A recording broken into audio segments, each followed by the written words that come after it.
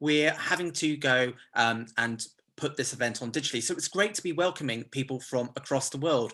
I see we've got our friends from St. Lucia, we've got people from America and people from across the United Kingdom. So it's really fantastic that you're able to join us. So a very warm welcome to you all. Do let us know where you're watching from, and please do use that comment box on Facebook there to let us know, especially if this is your first time. But once again, a very, very warm welcome to you all. Now, for those of you who are joining us for the first time, I'm just going to explain very briefly how these lectures work and how you can get the most out of your time with us this evening. So I'm just going to quickly share my screen and going to go through just a couple of points. So these lectures, and we do them normally every Thursday at lunchtime, but this is a bonus one. They take place on Facebook. You can only watch them live on our Facebook page. So if you see anyone putting any links there, please don't click them. You can only watch them on our Facebook, but they are always free of charge. We never ask for card details for you to access them. But as you'll see on if you're watching on a mobile device, you've got a share button. If you're watching on desktop, you've also got a share button. So please do share this live stream. Just click it right away and share with your friends and family, because we'd love to welcome as many people as possible to this event. If you have any problems during the live stream, such as audio or anything that doesn't seem to work for you, either comment in that box on the live stream, or just send us a direct message, and either myself or one of my team will be on hand to help you and get everything moving along shortly.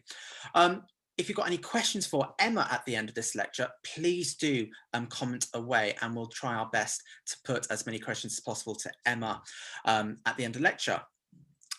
But as I said, if you want to show your support and show your love for the Church's Conservation Trust, please share this lecture with your friends. Do hit that like button and please comment away. But also please consider making a donation to our cause in looking after historic churches across England. Now, there's a couple of ways you can do that. You can do it by donating through our website securely. So you can go to our website, which is visitchurches.org.uk, to make a secure donation. You can send a text message to us to give a gift. So if you text CCT to 70331, that will give us a gift of £3. Finally, if you would like to take that offer further and sort of have a closer relationship with us, you can join us as a member from as little as just £3.50 per month. Now, if you sign up by direct debit, we're running a special offer just for people joining our lectures at the moment. And if you sign up by direct debit, we will send you a free copy of this book. This is Beautiful Churches by Matthew Byrne, and it's a wonderful book with beautiful images of some of the churches that we've saved in our 50 years of existence, along with some amazing facts and figures. But if you've got any questions, please do comment away. And finally, one of the an insurance company in England called Ecclesiastical, who insure a lot of church buildings in England, are running a scheme at the moment called 12 Days of Goodness. Now, this is a chance for you. It doesn't cost you anything, but you can nominate a charity of your choice from their list to receive from a raffle £1,000. So there's going to be 120 charities who are eligible to win £1,000. So we've just posted a link. It takes less than 30 seconds to fill in your details. We've already populated the form for you. So it'd be great if you could support us by filling in that nomination form and putting us within a chance to win £1,000. Now, I'm going to pass you over now to our Chief Executive, Peter Ayres, who's going to tell you a bit more about our amazing work at the Trust. But as I said, if you've got any questions, any problems, comment away or send us a direct message.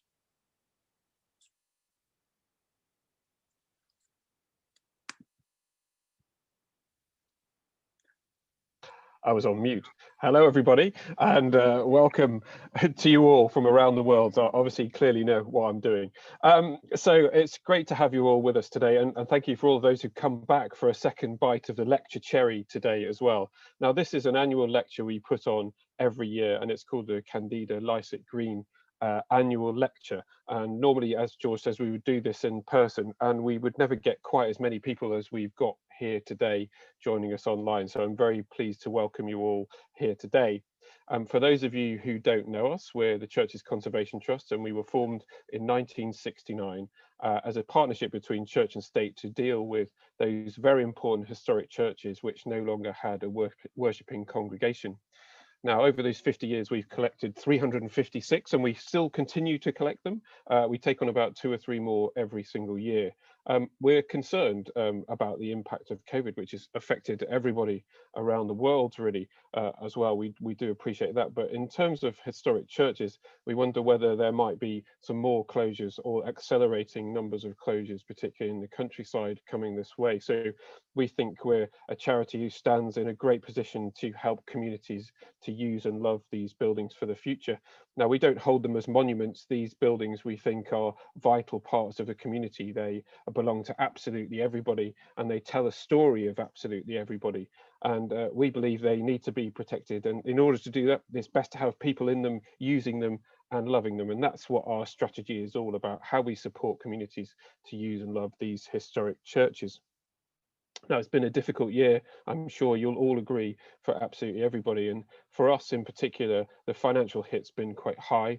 We've lost about £500,000 worth of income due to our inability to have events and to have people visiting our churches. So that's my segue into saying, please do consider making a donation. Do join us. Joining us means you get access to a lot more than just a donation, and you get our wonderful magazine that we publish several times a year as well, and keep in touch with everything that we do.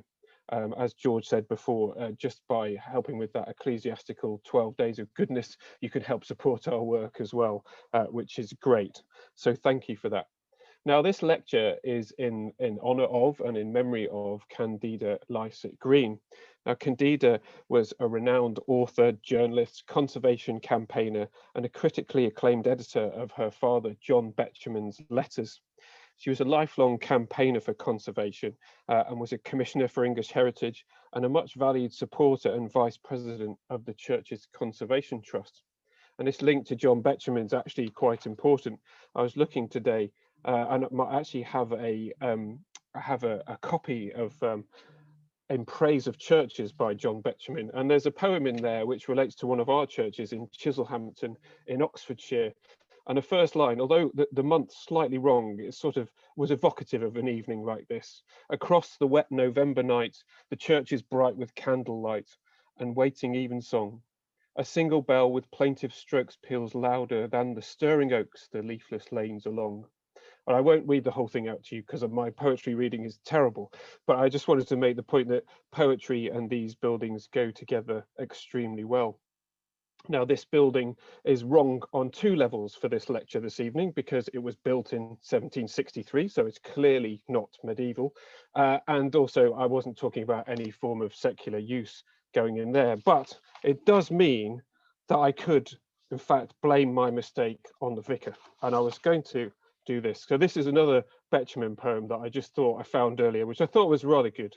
When things go wrong, it's rather tame to find we are ourselves to blame.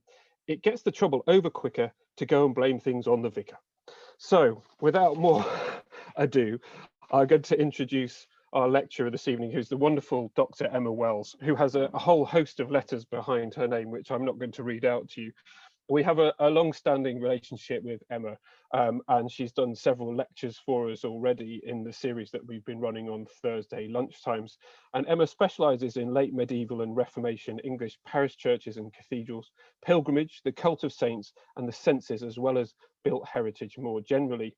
Now, we have a great relationship with her at the University of York because she's a programme leader for the postgraduate diploma in history, heritage, and the fabric of parish churches. And that's something that we're very proud to be a part of.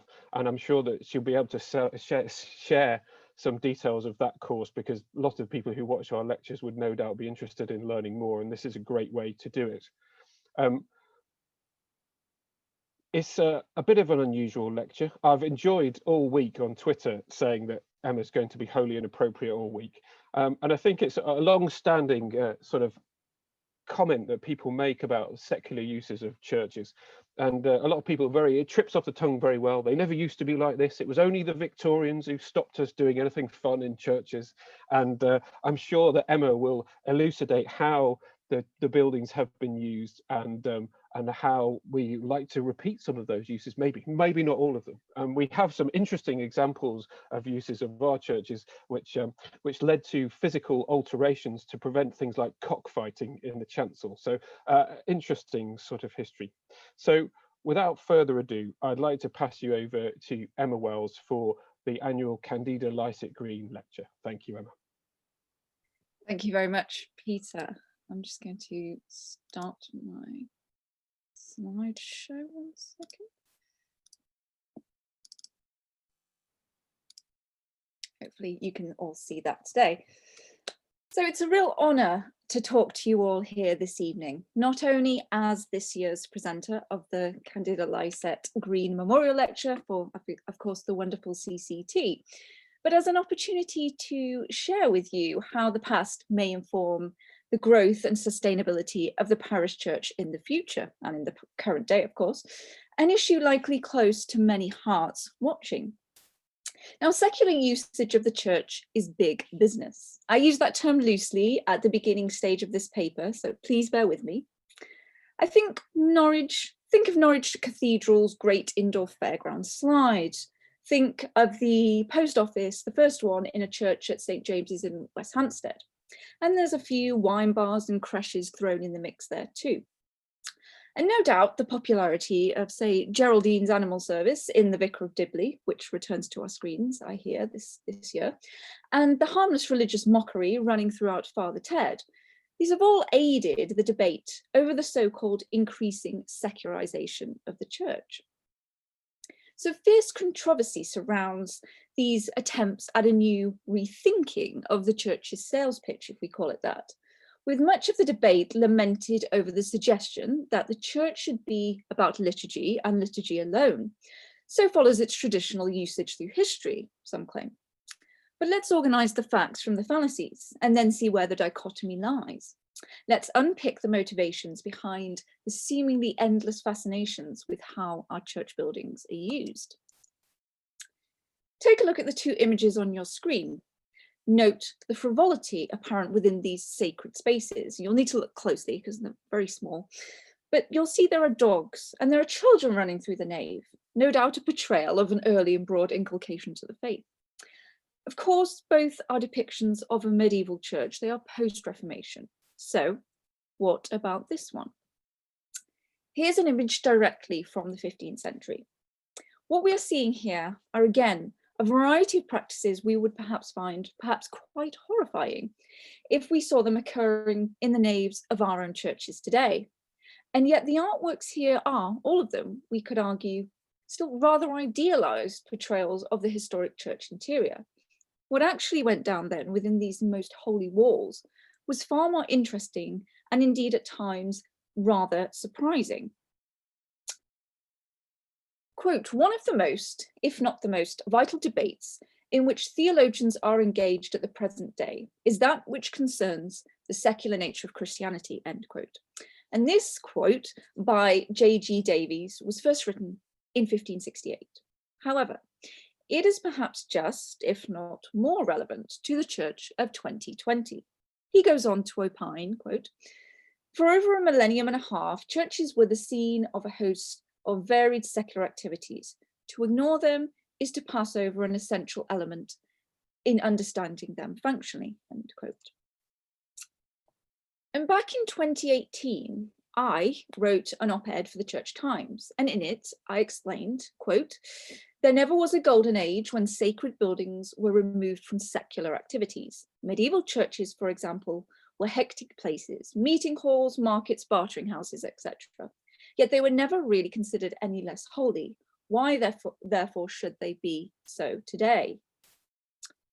Throughout the past, then, there appears to have been a far more fluid nature, perhaps, to our houses of God. Of course, worship was the very anchor of their existence, arguably, of course, and the parish church, the heart and soul of Christian life and the community, where one was baptized, married, and indeed buried. They are faith embodied. This is surely the very essence of the meaning, church. Essentially, there was no greater space, no space more public than the parish church in medieval England. And as the principal or most sizable public building within the area, usually, the 9,000 or so parish churches were venues for civic and religious meeting, as well as the more raucous activities, where people would regularly socialise and converse, a concept which many cherished and where characters evolved and were even constructed. Women, children, and men then of all social strata and educational levels assembled for a variety of common activities, from sleeping to eating to drinking to acting and even socializing. It was multi-purpose. The church was, as Betramin calls it, an unrivaled centre of local religious life. While the church was, of course, the holiest of places, medieval ecclesiastical property, though, was not often considered an entirely separate from the sacred world, secular world, but rather a domain where the two crossed paths. And this is where we see the lines blur between the distinctions of the more modern secular definitions and ecclesiastical usage. This has left us with perhaps a murky or even mythological idea towards how parish churches were used throughout the Middle Ages. Now, you might counter this argument by stating that anything related to a holy person or indeed a religious space is by its very nature sacred. And I cannot argue with you there. But I think what we can all agree is that what we're beginning to see within church buildings, and we will see throughout this paper, are more increasingly secular events, not those classified as anti-religious, not all, but rather non-religious, or with a more non-religious related bent. But I hate to use the often trotted out L.P. Hartley quote. However, the past seemingly didn't do things that differently. We inhabit the same country. So in this paper today, I hope to dispel some of these myths, if we can call them that, of course, or at least illustrate that such practices did occur, whether we like to define them as secular or not. What I then hope to conclude with is just how important an evaluation of past practices within the medieval church is for the modern and indeed the future use of the parish church building today, for everything modern springs from the past. While the Roman Catholic Church tends to adhere more to the ancient doctrine that a church building is a sacred space alone, and thus secular or non-worship occurrences are frowned upon, ongoing tensions and the dichotomy between the two still continues. So what do we mean by the term secular when referring to the medieval church? If we go all the way back to the 5th century, in the City of God, Augustine of Hippo emphasized that Christians advance the kingdom of God in public arenas through the witness of their words and lives. Indeed, Jesus affirmed to his disciples, the kingdom of God is within you, in Luke. And as we move much later on into the 13th century, Thomas Aquinas, known for separating faith from worldly affairs, he wrote about the distinguishment between the two realms, the higher realm of grace, which dealt with spiritual matters, and natural theology, which dealt with matters of the created, the physical world. And we see this ever-changing dichotomous relationship throughout the art and architecture of the era, particularly from the 12th century Renaissance on, so we call it. For example, Christian artists often injected erotic or sexualized images into sacred spaces. We see exposed genitalia upon carved shield and the gigs and similar interesting sculptures. I've of course discussed these in a previous CCT lecture, so I have to point you back to that. But regardless, they are there, intertwining and accompanying typically sacred images. Or are they simply sacred in and of themselves? And I'll leave that for you to decide. What we are perhaps seeing as the medieval era moves on is a more humanitarian portrayal of the sacred, of holy images, in order to celebrate an accessibility to the figures through this blurring of sacred and secular boundaries, thereby in the hopes of opening up new avenues of lay access to the sacred. We see much more humanitarian, sort of the infant child suckling at his mother's breast. So, as Miri Rubin noted, quote, "The space around the altar was a stage. The sole protagonist was the priest, at whose side helpers set the scene. The chancel, therefore, housed the main or high altar for this purpose and was almost exclusively for the clergy. If the sanctuary then was for the mysteries, the celebration of the Eucharist, the Mass, what purpose then did the nave serve? For historian G.M. Trevelyan, the nave of the parish church was essentially the village hall, as we know it today. It was a communal space that allowed for a variety of non-liturgical activities. And so as the domain specifically for the use of the lay congregation, who were also given the responsibility for its material upkeep, all sorts of activities occurred within it. Drinking was one use and became quite ubiquitous by the late medieval era. And of course, that meant that the practice was also condemned by many, with suggestions of gluttony and alcoholism occurring within and upon the seats of the church, with people eating and drinking there as if they were in a tavern. Trevelyan goes on to explain that more directly under the patronage of the clergy were the church ales. These were the forerunners of perhaps the religious tea, the parish tea. Men and women also sold and drank the ale in the church itself, or the churchyard quite often, but not always on the church's patronal feasts, although quite commonly. These ales were also often used to raise funds for the upkeep of the fabric, or for some other good and godly purposes. The problem was that this might encourage idleness and overindulgence and greed and corruption. Many even overcharged customers and watered down the ale, and God forbid. The examples are admittedly largely rural and particularly derived from southern England, with many suggesting they were an aspect of country rather than town life, but we do see them throughout. However, there was also bid ales and clerk ales for assisting particular parishioners and indeed clerks in financial difficulties. And we have bride ales as well, or bride bushes and bride steaks, to defray the expenses of a wedding. Be quite helpful. At St. Mary at Hill in London in 1477-9, there's an entry in the churchwarden's accounts for bread and ale bought of the wife of the bell, and for a woman that drew the ale, and thus the alewife was often tarred with this inappropriate brush. We see a lot of women drawing the ale. A most interesting feature, for example, of the 15th century St. Thomas in Salisbury Doom painting. It's located in the chancel arch so that all parishioners could see the depiction as they walked from the west. In the right-hand corner of the Doom, you can see in the top right-hand corner of the screen, you can see on the screen here, as I say, there's a dishonest alewife with a jug in hand who sort of, she's not hugging, but she's moving toward, or she is hugging, yeah, we could say she's hugging a demon, leading to her serving short measures. As a result, her naughty act has doomed her to hell for all eternity, and her inclusion was therefore highly intentional. Churches would therefore brew their own rather strong ale, and thus the nave was often transformed into essentially a pub. What we're seeing here is not just a good time, but such more secular activities and those benefiting the parish. What's interesting then is again Betramin's suggestion that visits to churches and taverns were just two sides of the same coin. Both were, no doubt, reverential experiences, I'm sure, and no doubt both helped one connect with a higher power, the more beer they had, no doubt. So should we be seeing synergies between, or rather than stark divides? And I'll leave that for you to decide.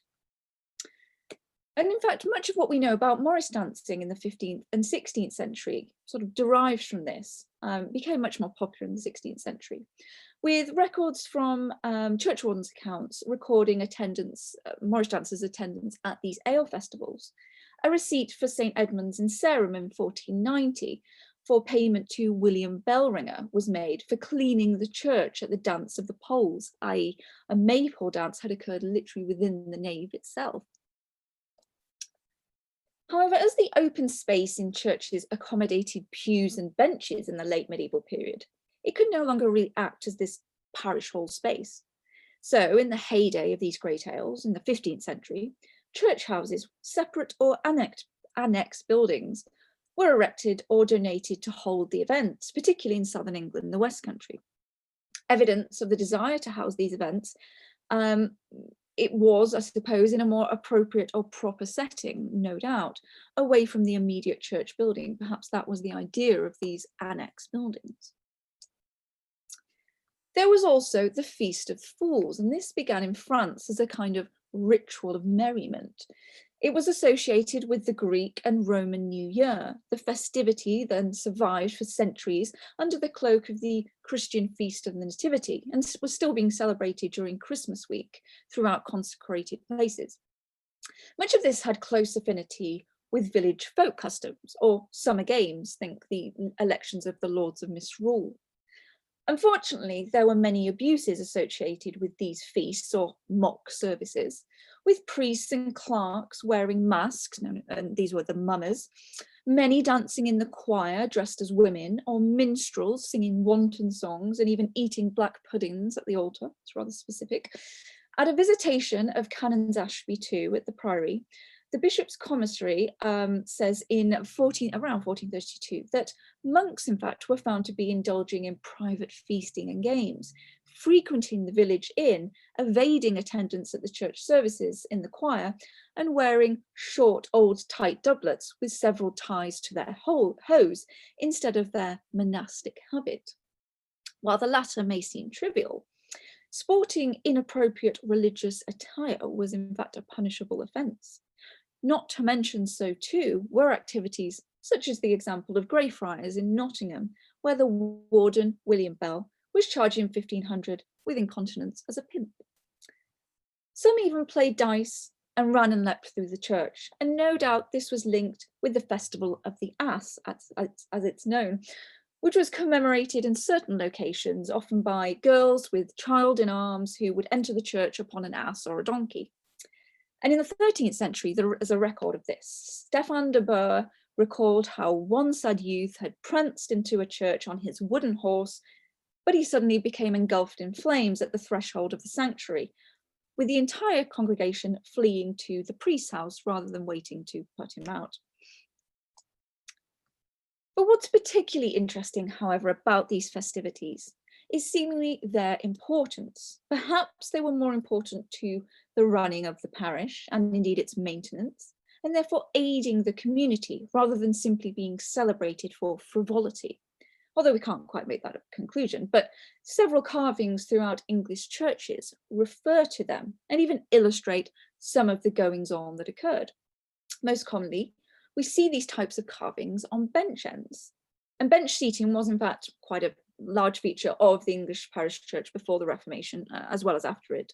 And we see at St. Nonna's in Cornwall, the 16th century carved bench ends, which portray dancers accompanied by a piper and a crowder. A crowd is a sort of form of early fiddle in Cornish. And because any type of sale made within church precincts was usually exempt from secular jurisdiction and taxation, coupled with the high amount of passing foot traffic, churches and their immediate locales were particularly important for vendors. Many of these sales on markets arose in connection with saints' days, thus owing the birth of the more modern market to these feasts.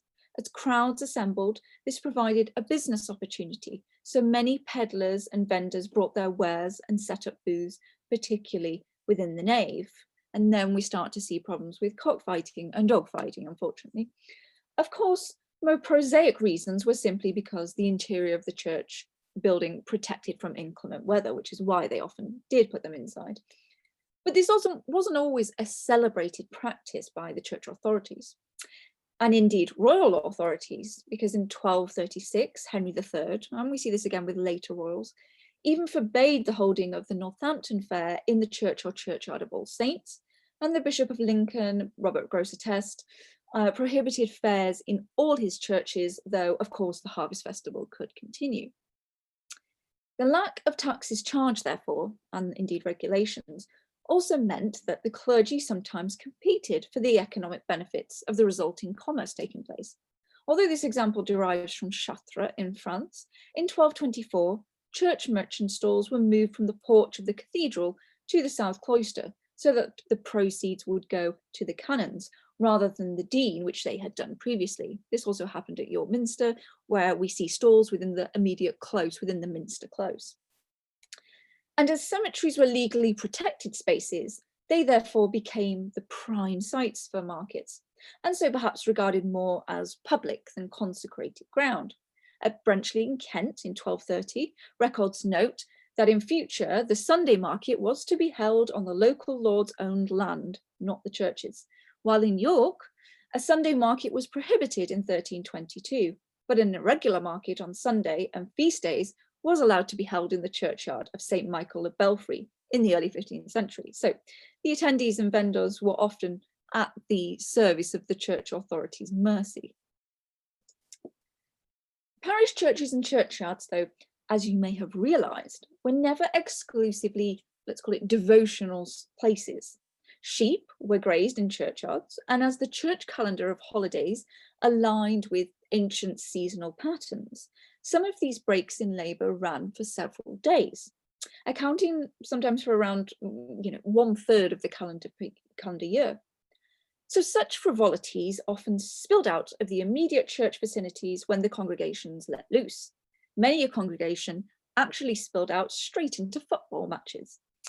So not only did the church sponsor the festivals, but peasant football, as it was known often, thrived around the food, the drink, the music and the dances of Shrove Tuesday, just before the onset of Lenten.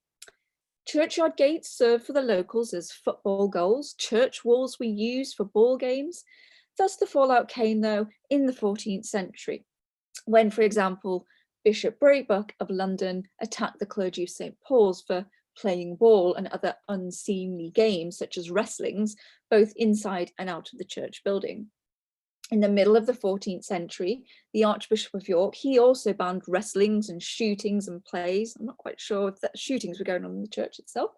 And 100 years later, a far broader list was issued, including bowling, tennis, football, stool ball, and all manner of other games. Attracting large numbers of people, crowd issues therefore ended up damaging property. That was the problem, particularly the church building. And the crowds gathered tended to drink, gamble, and cavort. So important were these recreational activities, though, to the parish, that games and sports were even depicted, as we can see right here on the screen, in the religious art of the period, within stained glass windows and carvings in churches and prayer books. So very interesting. Football, golf, nothing new indeed, and very holy. And then that brings us nicely onto the conduct of clergy. The zeal felt towards God also spilt into social relationships in an age of violence and upheaval, and therefore occurred within the sacred bounds of the church. Bound by their ecclesiastical duties, yet steeped in secular values, an exploration of clerical violence reveals some of the ways in which the clergy negotiated between the two codes of conduct.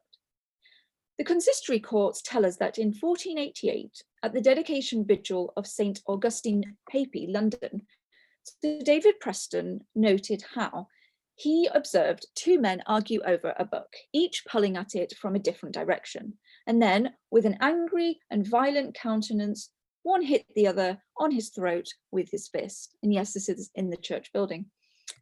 A more serious episode, though, comes from 1263, when a foreigner by the name of Bartholomew claimed by a deposition to be rector of the Church of St. George, Barton in Fabus. Displeased with the papal appointment of an absentee foreigner to his vacancy in England, the prior of Lenton dismissed the issue by fabricating Bartholomew's death. His preferred candidate was Thomas de Raleigh. A short while later, the rector's proctor arrived at the church in Bartholomew's stead. Expecting to claim the office, the representative was instead faced with an angered crowd, which included the prior and de Raleigh's servants. Failing to reason with them, though, a savage assault began, with the servants stripping the poor proctor before robbing him of the papal letters and fatally beating him to a pulp in the churchyard. And only a decade or so previous, a dispute between the prior and convent of Lenton and the dean and chapter of Lichfield over tithes in Derbyshire grew so bitter that a fight developed. 18 lambs were killed in the church of Tideswell and 14 others carried off by the monks of Lenton. So lots going on there. The hierarchical implications of church seating, though, was also used to further agendas, and as a weapon, perhaps, by parish elites to drive discipline and control the lower orders, notes Christopher Marsh. The church bench was like the so-called chain of being, a valuable device with which increasing equality could be shown. And as people sat, feet shuffling, whispering, snoring, and even barking could be heard, I'll come back onto that, from the entire congregation.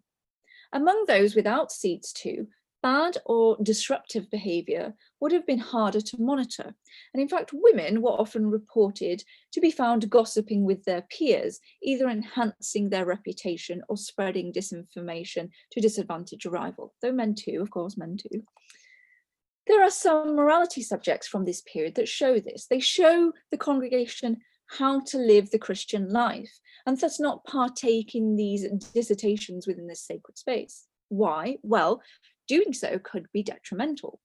Medieval law defined gossip as slander, when a person was unjustly spoken of or in a malicious act of public defamation was done. So images such as what we call the warning to gossips in the 13th century were there exactly to teach against such lewd behaviour occurring in the church. And by the reign of Henry II, defamation had become a spiritual offence. The Constitution of Clarendon, therefore, placing responsibility for cases with the ecclesiastical courts, which were expected to investigate and impose the punishment of excommunication on the guilty. The church, however, grew a little bit more lenient over time, and they commuted excommunication to public shame or penance, usually an apology or kneeling to beg the forgiveness of the plaintiff on Sundays in the church would be okay. And for example, we see this in 1527, where Lady Alice Gorsin, a nun at Romsey, was absolved following her confession, but was warned that further transgressions for gossip would require her to wear a red cloth tongue on the barb under her chin for a month, so think the scold's bridle. Many also took advantage of church seating and interiors to catch up on sleep, and this was in addition to the sanctuary seekers who tested the sacredness of church buildings. The buildings were not only places of refuge, but also temporary residences, particularly for travelling pilgrims, such as at All Saints, Bourton Aleph, which is cited on the Pilgrim's Way, the actual pilgrim route, ending at St. Thomas Becket's shrine at Canterbury Cathedral. But the church there, it houses possibly a pilgrim's porch with a fireplace for staving off the harsh weather when bedding down. And indeed, some churches were also for protection. My local church in Bedale still has the portcullis in the western tower because it was the most southerly point from the marauding Scots. And my trivial reference right back at the beginning of the paper to Dibley's Animal Service was, of course, to inject a bit of humour, but it did have some grain of historical truth. So let's talk about dogs in churches. John Craig illustrated that dogs were invariably present during parish services. Dogs and indeed various kinds of pets were commonly brought into church, and ladies often attended services with small dogs in lap. There are even records of men with hawks perched on their arms, and that would be a wonderful sight to see. Of course, however, the dogs did not always heed their owners' commands. At St. Mary's, Winchester, the Bishop William Wickham notes in 1387 that some of the nuns brought a variety of animals into that church, which proceeded to hinder and interrupt the services. It meant the nuns paid more attention to their pets and the holy offices, as he laments, to the grievous peril of their souls.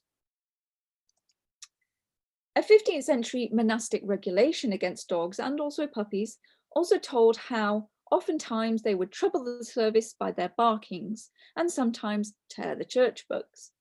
And the visitation reports and churchwardens' accounts of several churches recall how many parishes had to employ a dog whipper in order to keep out nuisance hounds, and due to the transgressions against bringing pets into the church, though some were of course specifically used for rounding up children, other animals and unruly persons just simply within and outside the sacred precinct. Official dog whippers of the church were equipped usually with about a 3-foot long whip and a pair of tongs used to remove those bothersome animals. A dog whipper's whip survives in the parish church of St. Anne at Baslow, Derbyshire, and a dog whipper's pew is seemingly still preserved in St. Margaret's Church in Wrenbury, Cheshire. And a notable carving of a dog whipper, just showing how important this task was, is shown with his whip. Although this is in the Netherlands, we can see the Great Church of St. Bavo here, but it shows still how important this was. And one of the last recorded dog whippers seems to be the one at Exeter Cathedral in the 19th century. And there's even a small room in the cathedral known as the dog whipper's flat, so he could look down and see unruly dogs. It's very interesting, though more research needed, of course. So in a sense, there we have it. We have taken a broad yet somewhat brief jaunt into the most salient secular uses of the medieval church. That's not quite where the story ends. And no, I don't just mean due to the fact I haven't covered hog-tied, all of the animal fighting, the beating of the bounds, or the numerous scrolls, etchings, and inscriptions replete throughout the walls, pews, and glass of our historic churches. Those are, of course, important and further secular activities, another PowerPoint paper in itself. But according to Davies, who we referred to again at the beginning, quote, "There can be no question that in the Middle Ages, the church was an all-purpose building. It's difficult to think of any secular activity that has no connection with it," end quote. Perhaps somewhat disappointingly, I must burst the bubble, or at least deflate it somewhat here. Davies' broad agenda results in the secular usage of churches being portrayed as typical, as ordinary even. But what this seems to overlook is the friction that we have seen clearly existed between the clergy and their perception of the use of church space, and the lay perception of these same spaces. By no means are the examples presented here given to convince that all churches were unbridled domains of raucous secular happenings. What the aim was to show that such activities, that myriad activities, did occur within the sacred walls of the medieval church, both parish and major. This does not mean that such practices were ubiquitous, let's say, but we must not ignore or overlook them. And thus, the relationship between church and community has existed since time immemorial. It has shown that the medieval church was open to diversification, to a multifunctional use at least of its property. And the church of the medieval era, the early medieval era, was not necessarily the same space as it was by the end of the same period. What it means, therefore, is that the era was one of variety, and more importantly, change and adaptation in the face of adversity, a cross we must all bear and still are doing. But what that suggests is that the past can be used as a precedent, however small, to inform how we respond to current and future needs of the parish church. That relationship between community and parish, however large or small, is one to be fostered for the utilitarian mission, for the common good. Nor was my aim here to suggest that because we have seen these types of practices occur, should we therefore be open to unleashing a variety of activities on the 21st century parish church building. My opinion is that fabric and community are both vital to the sustainability of our churches. One can't exist without the other when we talk of church. But I hope it has at least opened the mind to how the boundaries between what we are very loosely terming sacred and secular can be, and really always have been, largely blurred, and thus the importance of continuing but having the debate around priority and significance.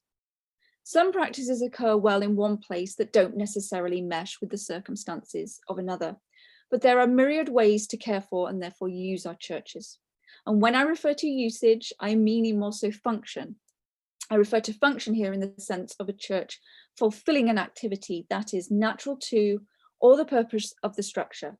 In that sense is the existence or survival of these sermons in stone, as Shakespeare termed them, not a function in and of itself.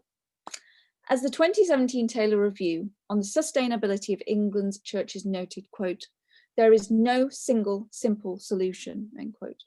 That, listeners, is certainly the case, but it is also the problem. A one-size solution does not fit all, but a church is, of course, far more than its building. Yet many are in crisis with dwindling congregations and an average cost of major repair, often totaling close to £500,000. 2020 and the onset of COVID-19 has been one of the most devastating crises the church has faced in years. The cessation of public communal worship was just one aspect. The church buildings themselves stand very much like the monasteries, perhaps of 16th century England, as silent relics to history and heritage being shut up to a seemingly foregone belief system. And this comes at a time when faith is perhaps more relevant and required in people's lives. But churches are loved by the people around them, not only churchgoers. In fact, 85% of people in the UK visit a church annually, and that's a visit, that's not only worship. Of course, no one is suggesting that we endanger ourselves, not others, to worship, get married, hold funerals or baptisms, or just visit these great monuments of architecture or to history.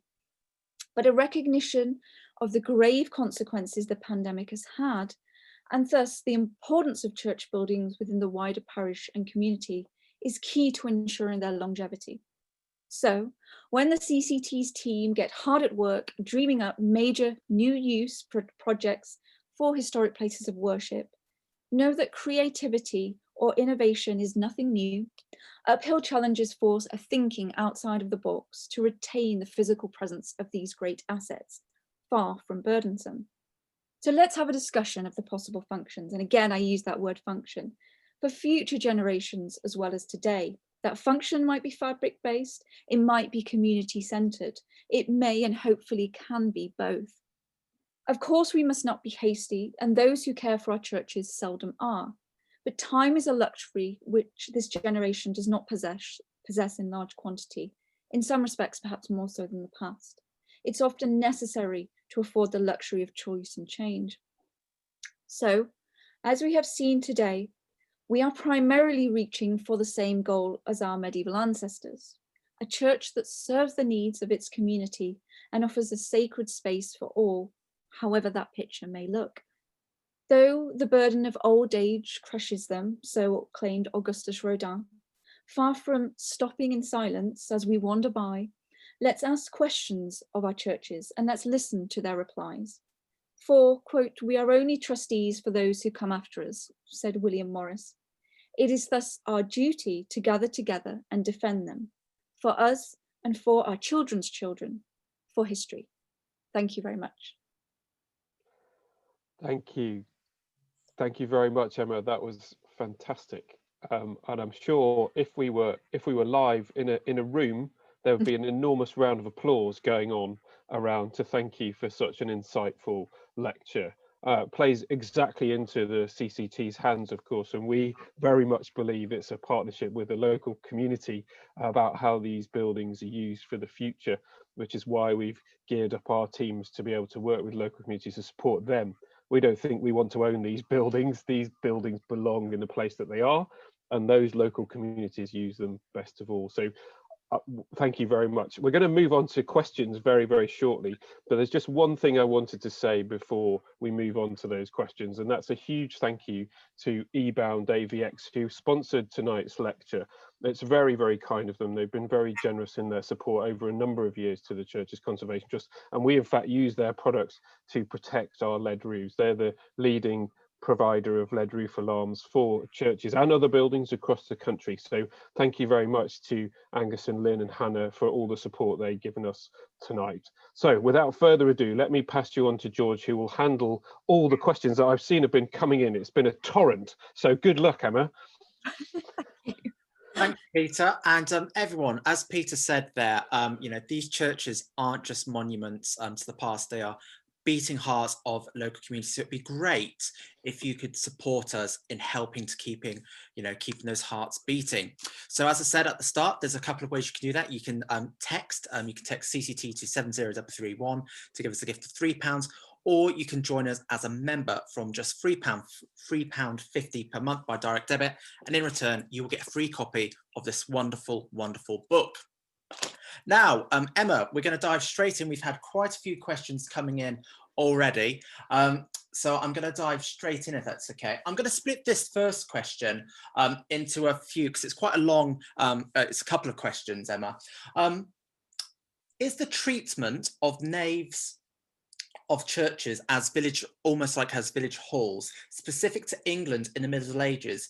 Or do we know if similar practices held sway in, say, maybe places like Scandinavia, either before or after the Reformation, or in Eastern or Southern Europe? Yes. Now, I myself focus on England, so I can't give you too much detail on that. But what I can say is absolutely, this is particularly, let's just say, Christendom European practice. Betramin, who I referred to, a wonderful historian on this, on church aisles, etc., and on those buildings, I would suggest that that they look to his work, because you'll see they were all over. But we do see it in England a little bit more so in the south, and it's interesting perhaps why. I would love to know, if I'm trying to think of any up more the north way, but there are different reasons why. But yes, all over indeed, yes. And is it a case that there are more church houses down in the south than in the north? Yes, there seems to be. Yes. So is there an argument to say that people down the south like to drink more than people? Well, I wasn't going to say that, but that's not the stereotype, is it? I think we seem to be involved, but who knows? There was a follow-on to that, Emma, and someone was asking about Anglo-Saxon churches and sort of Anglo-Saxon society, and obviously Anglo-Saxon churches are a lot smaller than that sort of a lot of the normal ones, and the surviving Anglo-Saxon churches. How do you think that the spaces and naves were used then? Do you think it was much more focused towards sacred use, or do you think there was still space for secular use with the Anglo-Saxon church? Well, again, this is a little bit early for my period, but from what I would suggest that yes, we sort of seem to move into, which we do with any, I suppose, any built heritage, any building, any space that we inhabit for a period of time. Things develop, things evolve, things move on. And the sort of development, the evolution of parish was beginning in, let's call it the early medieval period. You know, yes, we can refer to it to Anglo-Saxon, but the early medieval period. And as a result, that's why we tend to get more of this usage developing throughout the 13th up to the 16th century as the space was used. And as I say, parish and community, particularly in the late medieval era, community that within the parish as well becomes much more developed for all different reasons. And again, that could be a whole talk in itself. But yes, arguably, yes, a little bit more liturgically focused because we have this developing idea of church. Thanks, Emma. And I'm just going to segue into another question here. Now, we're looking here at militaristic bishops, and someone's asked, do we have any examples of more militaristic bishops sponsoring any tournaments or similar events on cathedral or monastic grounds? Yes, yeah, I mean, it depends what we mean by sponsoring. I assume they're referring to sort of allowing them to be held. And yes, as I referred to in the paper earlier, that they were allowing this to happen for many different reasons. And I think it was more of a let things happen, then they go wrong, let's stop them sort of evolution, if you will. But yes, we see them all over. We see them in cathedrals. We see them for fundraising, particularly when they're building, you know, a great cathedral. You know, we need a bit more money. Let's hold a feast, let's hold whatever it might be, let's hold some sort of activity. And with parish churches too, as we've seen, there are all these different types of ales. So by all means, and as I say, they were not ubiquitous practices everywhere. What happened in one place didn't necessarily happen in another. What one bishop allowed didn't mean someone else didn't elsewhere, you know, so it depends where we're looking. Thanks, Emma. And on our next question, I think it's quite an interesting one because it throws up a case when often we see cathedrals holding Christmas fairs in their churches. This particular point is often raised, but they've said here, they're not a theologian, but how does trading in the church balance with Jesus throwing the moneylenders out of the temple? Well, you can make that argument. That we can use a sort of theological argument for a lot of this as well, which I do. And I perhaps, from what I can see from the records as well, actually, that argument was used against them as well. As I say, they did help, they did fund the parish church building, and I think it was the point that, hang on, are we doing something that perhaps we shouldn't? Things are getting a bit out of hand. This should be perhaps secular, more sacred. But we do see clergy responding in different ways. So agreed, yes, and we do see that argument. Thank you, Emma. And should we return, do you think, to the medieval attitude and use our churches much more and sort of return to the community centre? Next question. This is a highly debated topic, let's just put it that way, and it is highly contested. I can't really give an answer to that one. What I would say is church buildings are important in and of themselves. I do absolutely believe that. They are architectural, they are monuments, they have value in terms of history, in terms of archaeology, but also in terms of community. However, as we know, as the CCT knows only too well, they're very expensive to keep. They are dwindling congregations. Some of them are in difficult locations as well. So perhaps we do need to look at our medieval ancestors and how they use them, and therefore not use that as an argument for or against, but just as a bit of a precedent to say, how can we use our church buildings today? What's the best for them? But I think, as I say, there's no one solution.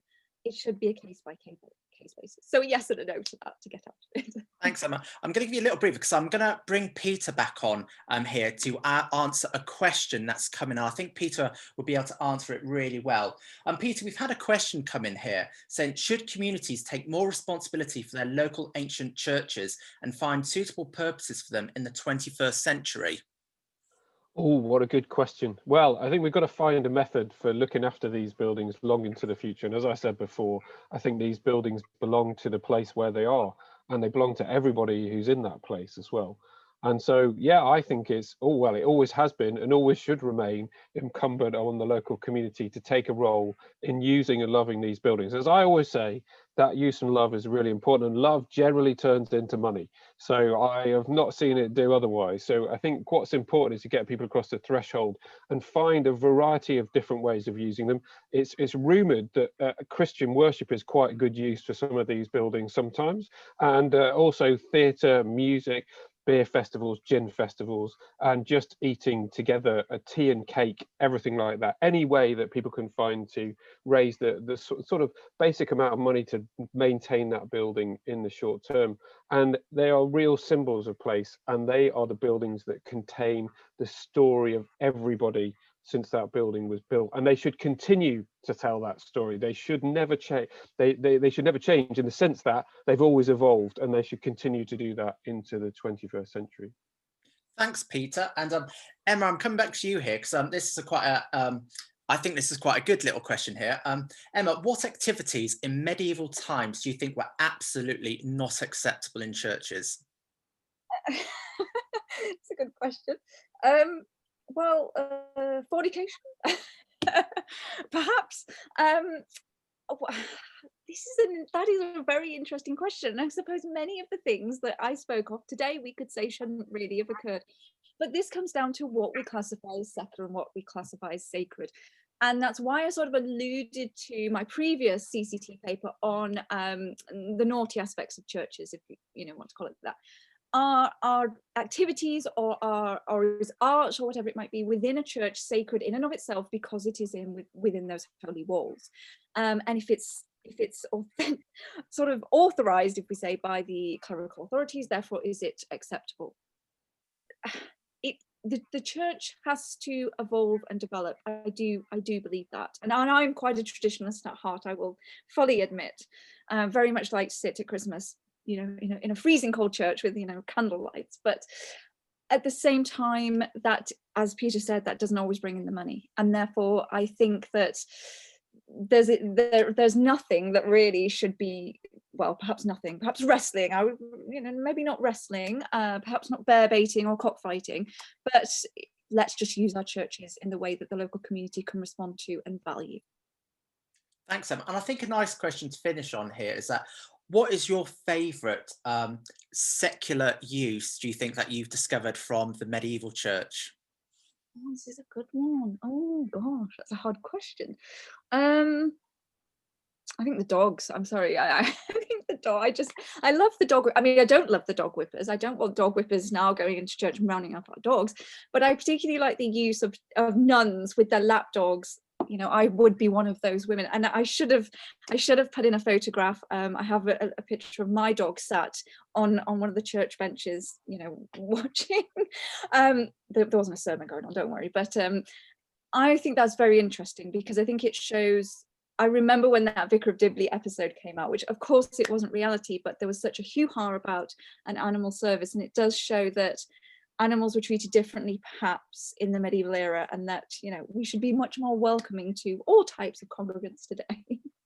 Well, I think that's a lovely point to finish on. And everyone, our churches are open. They're free of charge to go into, not only for you, but your four-legged friends as well. So please look on our website, find a church near you, and go and visit it. There's some amazing walks nearby our churches, and they're great for your four-legged friends to go along with as well.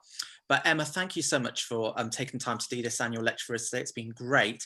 And thank you to everyone for joining us and for all your questions. Do keep them coming, but also do check out our events, our upcoming lectures. So on Monday, we are going to be joined by the journalist and broadcaster Peter Stanford, who's going to be talking to us about his brand new book, Angels, a History. So that's on Monday at 1 p.m. And then next Thursday, we're going to be joined by Nick Page, who's talking about his brand new book, Christmas Traditions, Truth and Total Baubles, where he'll be trying to debunk the Christmas fake news. So do join us for those. So once again, everyone, thank you for joining us this evening. And thank you, Emma, for taking the time to speak to us this evening. Thanks ever so much, everyone. Thanks, everyone.